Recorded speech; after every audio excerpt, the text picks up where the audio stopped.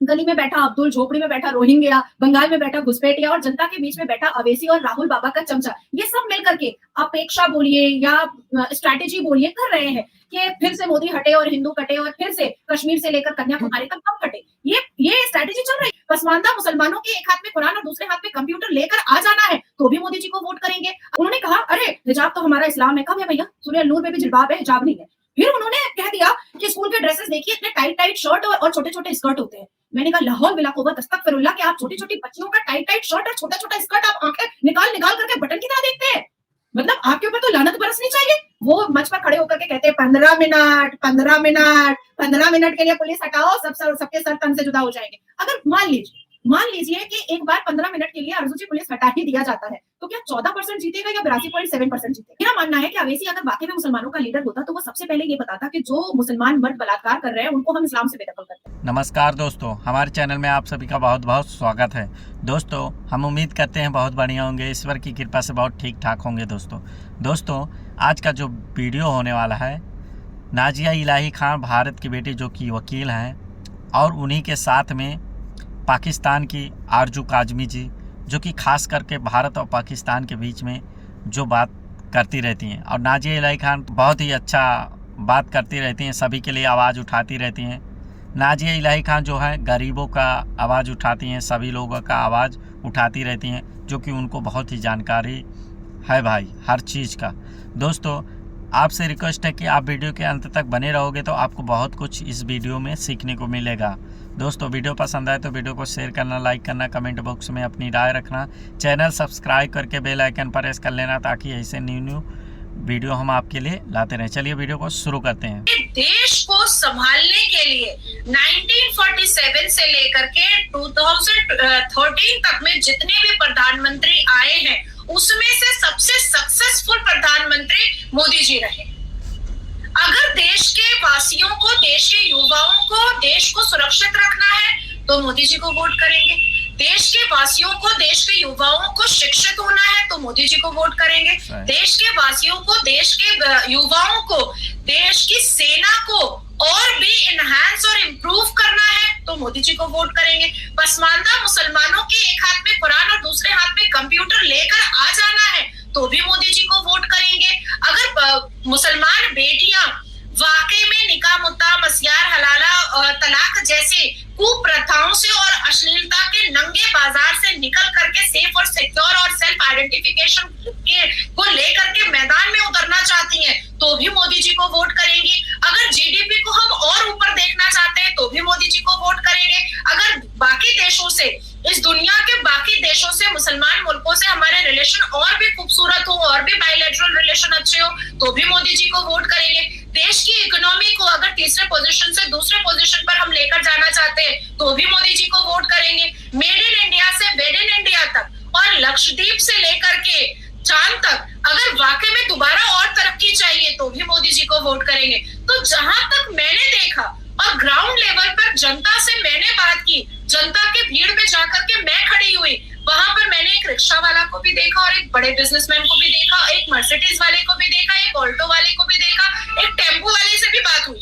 तो उन्होंने यही कहा है कि ये देश का वोटिंग है, ये देश के लिए हम वोट कर रहे हैं और देश का वासी उसी को वोट करेगा जो जनता को अपना परिवार मानता है, जो जनता के लिए चौकीदार बन करके बैठना चाहता है, जो देश की तरक्की में जनता की तरक्की को भरपेट तरक्की देना चाहता है। तो ये सारी चीजें जो मैंने ग्राउंड लेवल पर देखी है उससे मुझे एक चीज की तो बहुत तसल्ली और संतुष्टि हुई है कि जनता ही चाहती है कि अब की बार 400 पार, अब की बार फिर से मोदी सरकार, ये जनता चाह रही है। अच्छा देखिए 1947 से 2013 तक के स्लोगन को देखिएगा तो हम यही देखेंगे कि जनता के विकास को लेकर के कोई भी बात नहीं हुई थी, देश के विकास को लेकर के कोई भी बात नहीं हुई थी। जब ये मोदी सरकार आई तभी हुआ कि सबका साथ, सबका विकास, सबका प्रयास, सबका विश्वास और तब मोदी सरकार। हमने एक ईरा देखा था, हमने एक सिनेरियो देखा था जहां पर डिक्टेटरशिप के सही अर्थ पता चले थे। आज मुसलमान और अवेसी कह सकते हैं, कांग्रेस क्योंकि विपक्षी दल है वो कह सकती है कि मोदी जी डिक्टेटरशिप कर रहे हैं, लेकिन डिक्टेटरशिप मोदी जी कैसे कर सकते हैं?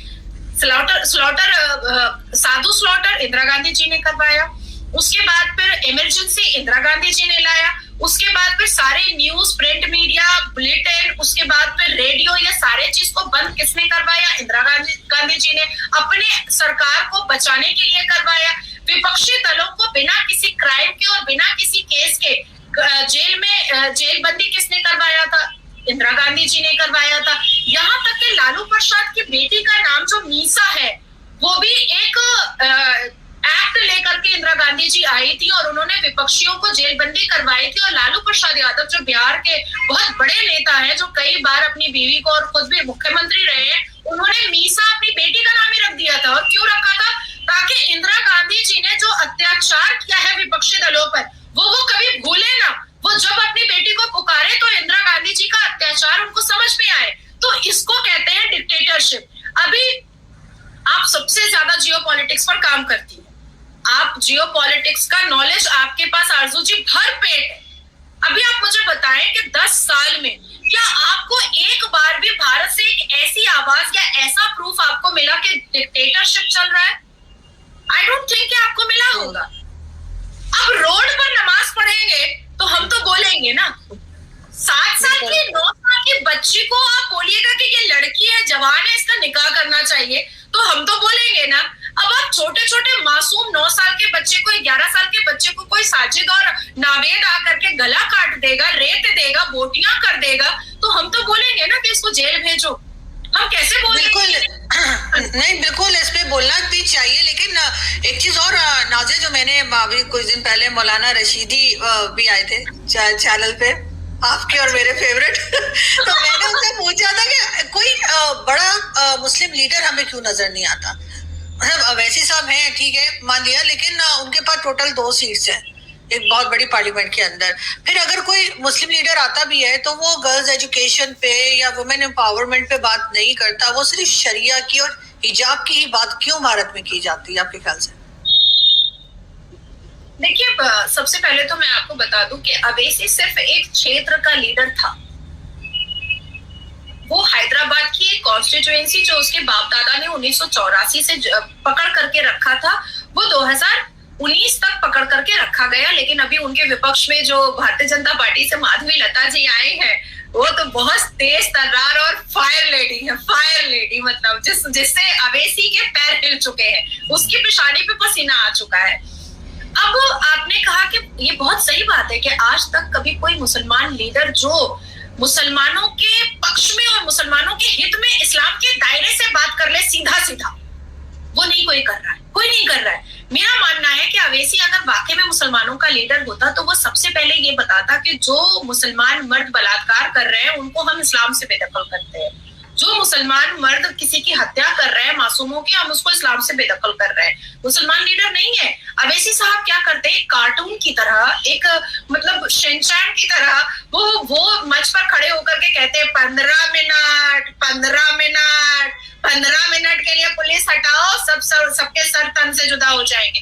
अगर मान लीजिए कि एक बार 15 मिनट के लिए अर्जुन जी पुलिस हटा ही दिया जाता है, तो क्या 14% जीतेगा या 82.7% जीतेगा?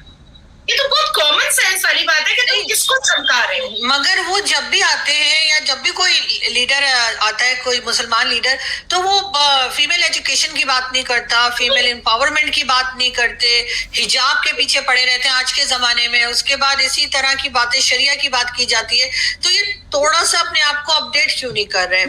बड़ा लीडर दिखाई भी नहीं देता। वैसे मैं आपको प्रैक्टिकल बात बताती हूँ कि मैं टाइम्स ऑफ भारत में थी और स्टूडियो में थी, और वहां पर साजिद रशीदी हम दोनों के फेवरेट वहां पर थे, और हिजाब पर ही टॉपिक था। और मैं अभी 1 महीने की बात बता रही हूँ।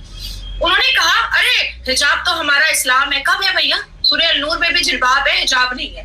फिर उन्होंने कह दिया कि स्कूल के ड्रेसेस देखिए, इतने टाइट शर्ट और छोटे छोटे स्कर्ट होते हैं। मैंने कहा लाहौल बिला कुव्वत अस्तगफिरुल्लाह कि आप छोटी छोटी बच्चियों का टाइट शर्ट और छोटा छोटा स्कर्ट आप आंखें निकाल करके बटन की तरह देखते हैं। मतलब आपके ऊपर तो लानत बरसनी चाहिए। क्या बच्चियों का टाइट शर्ट देख रहे हैं? तो आप सोचिए कि ऐसे जाहिल टाइप के जो सही से अरबी पढ़ना नहीं जानते हैं, जो सही से अरबी समझना नहीं जानते हैं, जो शरिया को पढ़ करके अल कुरान की मान्यता दे रहे हैं, जो सुन्नत रसूल को ना मान करके मुगल के चीजों को फॉलो कर रहे हैं, उनसे हम क्या अपेक्षा रख सकते हैं, उनसे हम क्या उम्मीदें रख सकते हैं? जब हम जैसी लड़कियां आकर के वुमेन एम्पावरमेंट के बारे में बात करते हैं, जब हम जैसी लड़कियां आकर के वुमेन एजुकेशन के बारे में बात करते हैं, जब हम जैसी लड़कियां आकर के बताते हैं कि जो वुमेन को एम्पावरमेंट अल कुरान में बीबी खदीजा, बीबी आयशा, बीबी मरियम, ये इन सारे लोगों का लिखा हुआ है, अगर हम उसको फॉलो करें तो इसमें आपत्ति कहाँ पर है? इसमें तो आपत्ति कहीं पर नहीं है। ये तो जरूरी नहीं है कि कुरान में सिर्फ हमको प्रॉफेट मोहम्मद को फॉलो करना है। हम क्यों नहीं बीबी खदीजा को फॉलो कर सकते हैं? हम क्यों नहीं बीबी सफिया को फॉलो कर सकते हैं? तो इसमें भी उनको आपत्ति है। तो मुझे ऐसा लगता है कि भारत में जितने भी मुसलमान अपने आप को लीडर समझते हैं या लीडर बोलते हैं, बेसिकली वो सिर्फ अपने चेयर को चमकाते हैं, बेसिकली वो सिर्फ अपना बाजार गर्म करते हैं, और इतनी लैविश लाइफ है कि मैं आपको उसका थोड़ा सा मतलब जो डेटा है वो देना चाहूंगी, जरूर देना चाहूंगी। देखिए, असदुद्दीन अवैसी को मुसलमानों का नेता कहा जाता है। असदुद्दीन अवैसी कहते हैं कि मुसलमान बहुत गरीब है, मुसलमानों के पास कुछ नहीं है। मैं इसको एक्सेप्ट करूँ, मैं इसको मानती हूँ कि वाकई में मुसलमान पसमानदा है, और मुसलमान आज भी गटर और नाले पे भारत में लकड़ी का पटरा लगा करके सो रहे हैं। मुसलमान शिक्षा में आज भी दलित से भी, सच्चर कमीशन की रिपोर्ट के हिसाब से दलित से भी पीछे है। पर इसका रीजन कौन है? इसकी वजह कौन है? असदुद्दीन अवैसी के पास रेंज रोवर, असदुद्दीन अवैसी के पास मर्सिडीज, असदुद्दीन अवैसी के पास 36,250 स्क्वायर फीट का बंगला। असदुद्दीन अवैसी खुद इलेक्शन कमीशन को बोलते हैं कि 8,25,00,000 का एसेट है उनके पास, उनकी बीवी के पास 2,75,00,000 का एसेट है, और ये ऑन रिकॉर्ड है। अब ऑफ रिकॉर्ड पर जब आते हैं तो पता चलता है कि इतनी संपत्ति है कि हम और आप काउंट भी नहीं कर सकते। अब इमाम बुखारी पर आते हैं, जिनको शाही इमाम कहा जाता है, उनकी 4 ऐसी रेस्टोरेंट है। आरजू जी, आप कभी आइएगा अगर भारत, तो मैं आपको उनके रेस्टोरेंट लेकर के जाऊंगी, और आप कहिएगा कि भाई क्या इन्होंने ही सारे मुसलमानों का पैसा नोच लिया, जो मुसलमान बेचारे इस हाल में चले गए हैं। अब हम जैसे लोग या मोदी जी जब पसमानदा मुसलमानों को फ्रंट में लाने की बात करते हैं तो ये डर जाते हैं कि पसमानदा मुसलमान अगर शिक्षित हो जाएंगे तो इनके मिचिल और मीटिंग में नाराबाजी कौन करेगा, इनके लिए बलात्कार कौन करेगा, इनके लिए गला कौन रेतेगा, इनके लिए झंडा कौन उठाएगा। तो ये डर जाते हैं, और इसीलिए मुसलमानों को पकड़ करके मुट्ठी में बंद करके रखना चाहते हैं। देखिए, हमारा इस्लाम एक कमरे में गुफा की तरह नहीं है, हमारा इस्लाम बहुत मॉडर्न है। लेकिन अगर इस्लाम को सही से पढ़ा जाए और अल कुरान को सही से फॉलो किया जाए तो इस्लाम बहुत मॉडर्न है, और रिफॉर्मेशन तो हमेशा आया है हमारे इस्लाम में। तो दोस्तों, हमें उम्मीद है कि आप वीडियो के अंत तक बने रहे होंगे। अगर बने रहे होंगे तो आपको बहुत बहुत धन्यवाद दोस्तों। नाजिया इलाही खान जो बात बोली बहुत पसंद आया हमें। दोस्तों, आपको कैसा लगा? हम उम्मीद करते हैं कि आपको ये इनका जो विचारधारा है बहुत ही अच्छा है। इनके बारे में क्या कहना चाहते हैं, एक कमेंट ज़रूर करना, शेयर करना, लाइक कर देना दोस्तों वीडियो को। और आरजू काजमी जी, जो कि ये दोनों बात करती रहती, खास करके भारत पाकिस्तान के बीच में जो बात होती है और सभी के लिए, गरीबों के लिए बात उठाती हैं। नाजिया इलाही खान भारत की बेटी बहुत अच्छी हैं भाई। आप इनके बारे में एक कमेंट सुंदर सा कीजिए और लाइक कीजिए और चैनल सब्सक्राइब करके बेल आइकन प्रेस कर लें, ताकि ऐसी नई वीडियो हम आपके लिए लाते रहें। चलिए मिलते हैं किसी और नए वीडियो में, तब तक के लिए जय हिंद, जय भारत, जय श्री राम, राधे राधे।